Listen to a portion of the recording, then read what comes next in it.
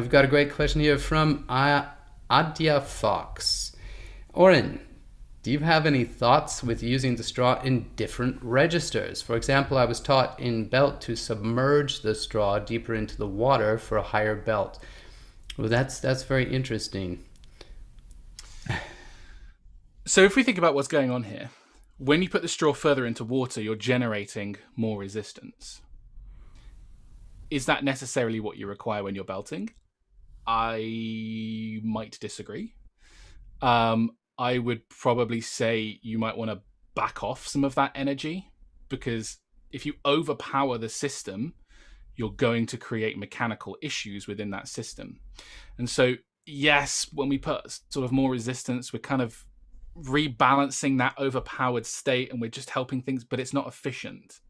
And so I kind of referenced the earlier point in that if you're thinking about focusing that sound through a smaller diameter, what you're doing essentially is you're focusing that sound through a high resistance configuration. The deeper you put the straw into water, you're still focusing that sound through a high resistance configuration. It also then just depends on what straw you're using with the water. You know, if you're using one of those massive kind of 12 centimeter diameter tubes, there's a lot more acoustic space within that tube for that sound to propagate before it hits the hard resistance of the water, versus if you were using like a 3mm straw and then putting that into water. That's a no-go. Don't do that. So yeah, I suppose without more context, it's really difficult, but as a general rule, I would say you probably want to be looking at maybe going for some lower resistance, wider tubes if possible.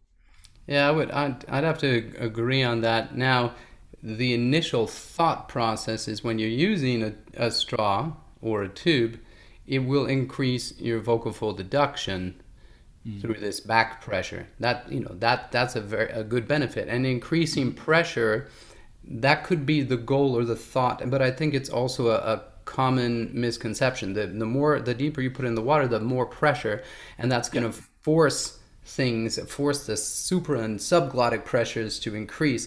But ultimately, for a really powerful belt sound, if you pass that PTP, if you pass that optimal threshold, all you're doing is exerting more force and making it more and more difficult. So it's always, again, a balancing act.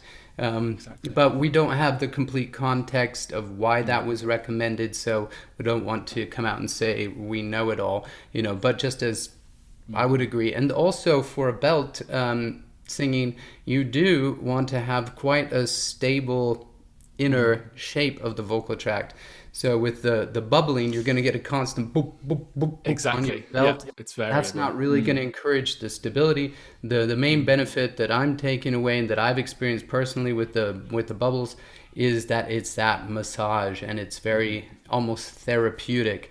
But if I'm going for a good vocal fold closure, a high volume sound, then I'm going to shift away from just me personally, from the bubble blowing straw and more into the set straw length, and now I'm going to find a cup. Because that's going to help me, because I get that high volume level and it's like, it's done, and you can't practice too much there. Anything you want to add to that?